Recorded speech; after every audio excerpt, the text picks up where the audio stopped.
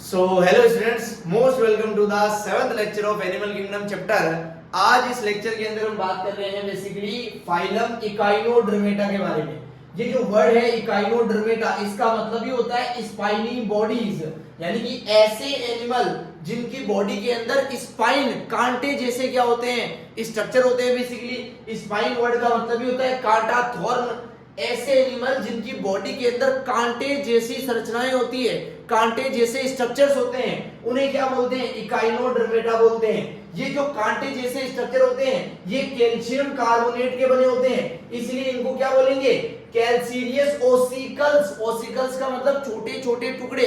ये जो छोटे छोटे कांटे होते हैं इन एनिमल्स की बॉडी में, ये कैल्शियम कार्बोनेट के बने होते हैं और इन्हीं स्ट्रक्चर को बोलेंगे एंडोस्केलेटन। एंडो का मतलब अंदर, ये स्ट्रक्चर पूरी तरह बॉडी के अंदर होते हैं, बॉडी से बाहर दिखाई नहीं देते हैं, यानी कि उसी को क्या बोलेंगे? एंडोस्केलेटन बोलेंगे। इकाइनोडर्मेटा फाइलम के अंदर आने वाले जितने भी एनिमल्स हैं, उन एनिमल्स की बॉडी के अंदर छोटे छोटे स्पाइन जैसे स्ट्रक्चर होंगे।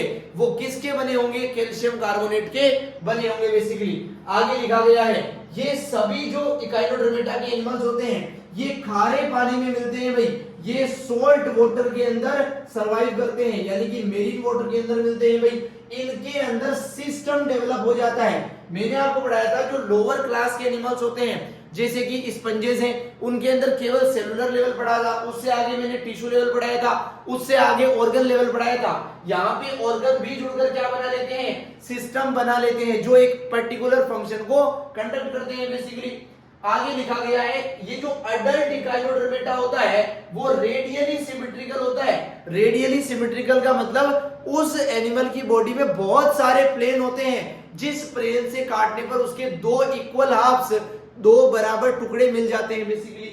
लेकिन इनका जो लार्वा होता है, क्या होता है? लार्वा। लार्वा का मतलब है अडल्ट बनने से पहले का जो स्टेज था, वो क्या था? लार्वा था। वो बाइलेटरल सिमेट्रिकल होता है। लार्वा के अंदर एक ही ऐसा प्लेन होता है जिससे दो बराबर टुकड़े कर सकते हो उस बॉडी के। लेकिन जब वो अडल्ट हो जाता है तो ऐसे बहुत सारे प्लेन बन जाते हैं, जिन प्लेन से काटने पर दो बराबर टुकड़े हमें मिल जाए। तो ये एनसीईआरटी की एक एक लाइन आपको समझ में आई होगी। आगे बढ़ते हैं भाई।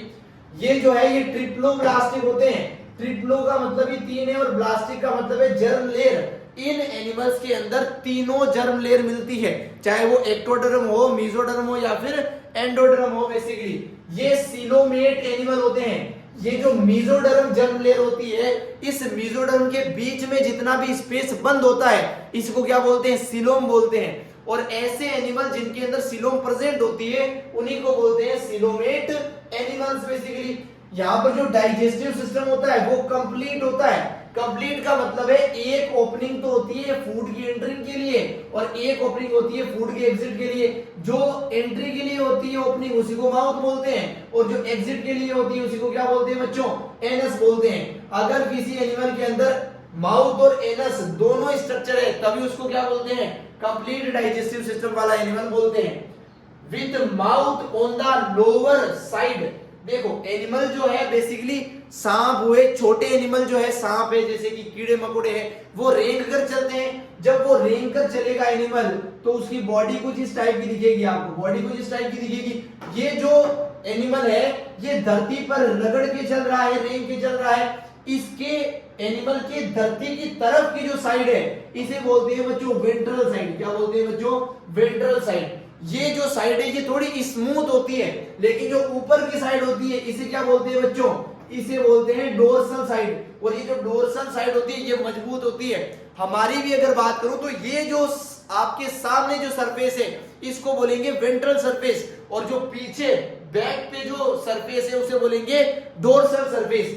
ये जो वेंट्रल सरफेस है इसके ऊपर क्या होता है बच्चों? इकाइनोडर्मेटा का माउथ होता है, और जो एनस होता है वो कहां होता है? डोर्सल सरफेस पे होता है। इकाइनोडर्मेटा के एनिमल के अंदर जो माउथ होता है एनिमल पे, वो नीचे की तरफ वेंट्रल सरफेस पे होता है, जैसा हमारे भी है। और जो एनस होती है वो डोर्सल सरफेस पे होती है, यानी कि बैक पे होती है।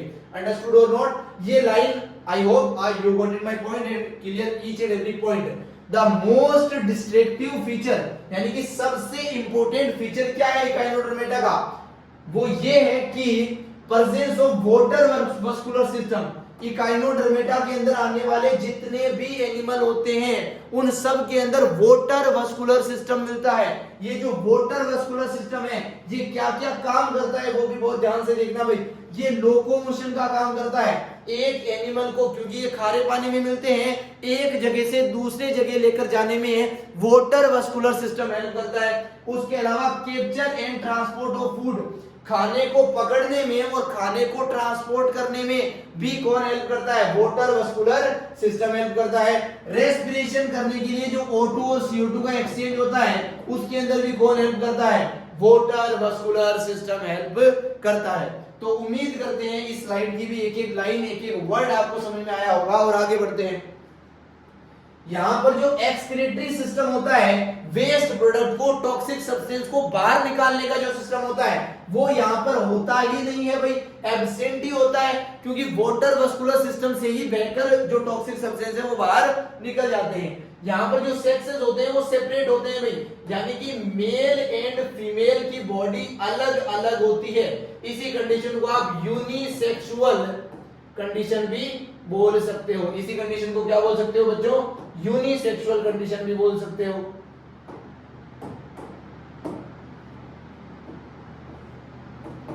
यूनिसेक्सुअल कंडीशन भी इसी को बोलोगे।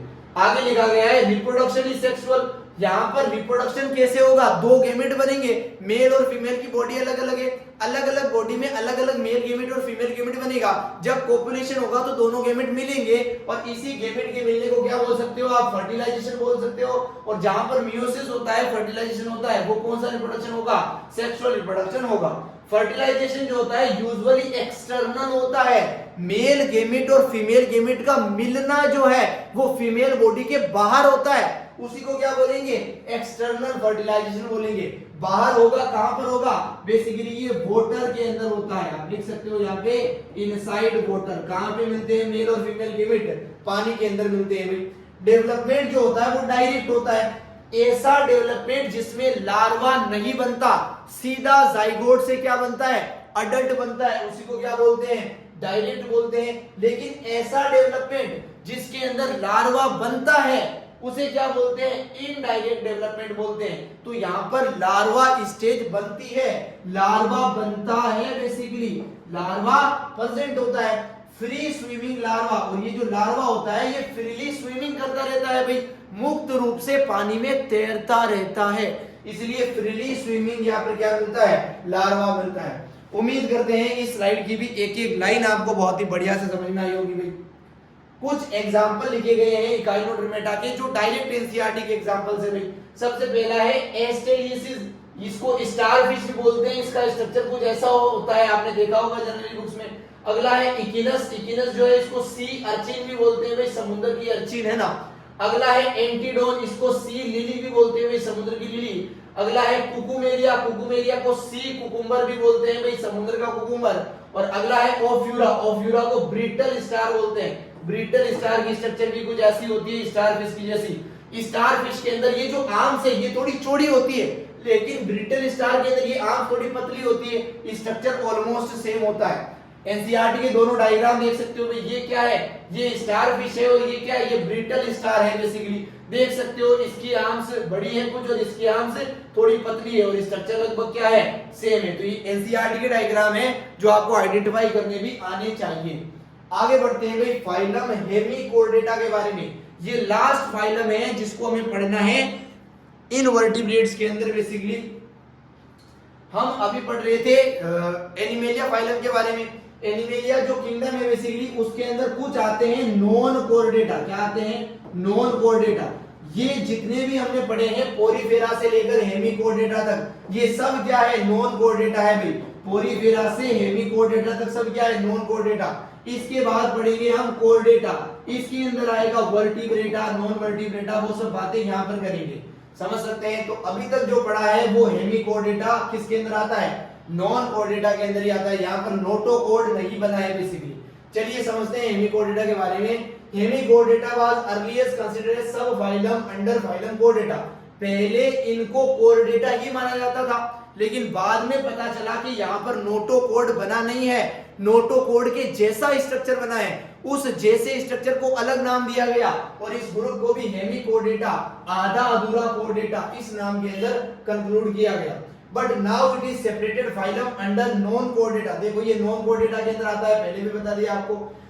सेमी हेमिकोर्डेटा जो है आपके, यानी कि हेमिकोर्डेटा बोलो या सेमी कोर्डेटा बोलो, एक ही बात है ए रूडिमेंट्री स्ट्रक्चर, इनके अंदर ही नोटोकोड के जैसा स्ट्रक्चर होता है इन द पोलर रीजन। कहां पर होता है? पोलर रीजन में। उसी को क्या बोलते हैं? स्टोमोकोड बोलते हैं भाई। ये जो नोटोकोड के जैसा स्ट्रक्चर था इसी को क्या बोलते हैं? स्टोमोकोड बोलते हैं। ए स्ट्रक्चर सिमिलर टू नोटोकोड, ये लिखा हुआ भी है भाई। नोटोकोड के जैसा स्ट्रक्चर जो होमो हेमिकोर्डेटा के अंदर होता है उसे क्या बोलते हैं? स्टोमोकोड बोलते हैं भाई। ये कहां पर होता है? कोलर रीजन में होता है। ये जो हेमिकोर्डेटा की बॉडी होती है ये 3 सेगमेंट में डिवाइडेड होती है भाई। ऐसे देखो, ये जो कोलर रीजन है इसके अंदर आपको ये स्ट्रक्चर मिलेगा। ये स्ट्रक्चर कैसा है भाई? स्टोमोकोड है। ये क्या है? स्टोमोकोड है। इसी को नोटोकोड के सिमिलर समझा गया था। अंडरस्टूड और नॉट? तो हम यहाँ पे बात कर रहे थे बेसिकली, अगली लाइन समझाते हैं आपको। This phylum consist of A small group of worm like marine animals. ये भी मेरीन होते हैं भाई, सी वाटर के अंदर, खारे पानी के अंदर मिलते हैं। और ये वर्म लाइक होते हैं, कीड़े की तरह होते हैं भाई, विद ऑर्गन सिस्टम। यहाँ भी सिस्टम बन जाता है भाई, काफी डेवलप एनिमल्स आ चुके हैं। ये भी बाइलेटरल सिमेट्रिकल होते हैं। इनके अंदर भी ऐसा एक ही प्लेन होता है जिससे कट करने पर 2 बराबर हाफ में मिल जाए। ये भी ट्रिप्लोब्लास्टिक होते हैं जिनके अंदर तीनों जर्म लेयर होती है, मेसोडर्म, एंडोडर्म और एक्टोडर्म बेसिकली। ये भी सिलोमेट होते हैं। इनकी जो मेसोडर्म है उनके बीच में भी स्पेस होता है जिसको सिलोमेट या फिर सिलोम बोल सकते हो। इन एनिमल को क्या बोलोगे? सिलोमेट बोलोगे। The body is cylindrical. इनकी बॉडी जो है एक सिलेंडर जैसी होती है, इस पेन के जैसी होती है। ऊपर वाला जो है इसे बोलते हैं हेड और नीचे वाले को बोलेंगे टेल और यहाँ वाले को क्या बोलेंगे? कॉलर बोल देंगे, बीच वाले को basically. Excuse me please. The body is cylindrical and composed of an anterior proboscis. ये जो प्रोबोसिस है ये हेड लाइक स्ट्रक्चर है बेसिकली। इसी को हेड भी बोल सकते हो, यानी कि प्रोबोसिस जो है इसी को क्या बोल सकते हो? हेड बोल सकते हो। इसके नीचे क्या आएगा? कॉलर आएगा और इसके नीचे लॉन्ग ट्रंक आएगा, पूरी बॉडी आएगी। इसी लॉन्ग ट्रंक को आप बॉडी भी बोल सकते हो। अंडरस्टूड और नॉट? तो ये 3 पार्ट लिखे गए हैं भाई हेमिकोर्डेटा की बॉडी के आपके सामने। यहाँ पर सर्कुलेटरी सिस्टम जो होता है वो ओपन टाइप का होता है भाई, यानी कि ब्लड वेसल्स होती नहीं है। ब्लड जो है ऑर्गन्स के बीच में ऐसे ही पड़ा होता है। ऐसा भी कहा जाता है कि यहाँ के ऑर्गन्स ब्लड के अंदर नहा रहे हैं, बात कर रहे हैं, क्योंकि पाइप के अंदर ब्लड नहीं बह रहा है भाई। रेस्पिरेशन जो है वो गिल्स के थ्रू होता है, क्योंकि पानी में मिल रहे हैं भाई। लंग्स तो पानी के अंदर काम करते नहीं है तो गिल्स करते हैं। एक्सक्रीटरी ऑर्गन जो है वो प्रोबोसिस ग्लैंड होता है, जो कि प्रोबोस्किस पार्ट के अंदर ही उपस्थित होता है भाई। इसी का नाम हेड भी बताया मैंने, हेड पार्ट के अंदर ही उपस्थित है। सेक्सेस जो है वो सेपरेट होते हैं, यानी कि यूनिसेक्सुअल कंडीशन यहाँ भी प्रेजेंट होती है। फर्टिलाइजेशन जो है वो एक्सटर्नल होता है, यानी कि कहां पर होता है? इनसाइड वाटर, पानी के अंदर होता है इनका फर्टिलाइजेशन भी। आगे लिखा है डेवलपमेंट इज इनडायरेक्ट, यानी कि यहाँ भी लार्वा जो है वो प्रेजेंट होता है, तभी तो इनडायरेक्ट डेवलपमेंट बोल रहे हैं। उम्मीद करते हैं एक एक लाइन, एक एक वर्ड आपको समझा पाए हैं और आगे बढ़ते हैं बेसिकली। आगे 2 एग्जाम्पल लिखे गए हैं एनसीईआरटी के। पहला तो है बेलेनोग्लोसस और अगला है सेकोग्लोसस। बेलेनोग्लोसस और सेकोग्लोसस, इन वर्ड को बार बार पढ़ेंगे जिससे कि आप याद कर पाए। ये जो इसकी बॉडी का सबसे ऊपर वाला भाग है इसको प्रोबोसिस बोलते हैं भाई। प्रोबोसिस जो है ये हेड लाइक स्ट्रक्चर होता है इनकी बॉडी के अंदर। उसके बाद जो आता है वो कॉलर रीजन आता है, इसके अंदर होता है स्टोमोकोड जो कि नोटोकोड के जैसा स्ट्रक्चर है। इसके नीचे पूरी बॉडी आती है जिसको ट्रंक या फिर बॉडी भी आप बोल सकते हो। तो ये किसका डायग्राम है भाई? ये बेलेनोग्लोसस का डायग्राम है जो एनसीईआरटी से लिया गया है। एक एक डायग्राम, एक एक वर्ड एनसीईआरटी का है, आपको आइडेंटिफाई करना भी आना चाहिए। तो यहाँ पे समाप्त करते हैं हम नोटोकोर्डेटा फाइलम तक एनिमल किंगडम चैप्टर को। अगले लेक्चर के अंदर हम आपको कोर्डेटा से आगे का एनिमल किंगडम समझाएंगे बहुत ही डिटेल में। यहाँ तक बने रहने के लिए थैंक यू सो मच। मिलते हैं नेक्स्ट लेक्चर में। चिल्ड्रन।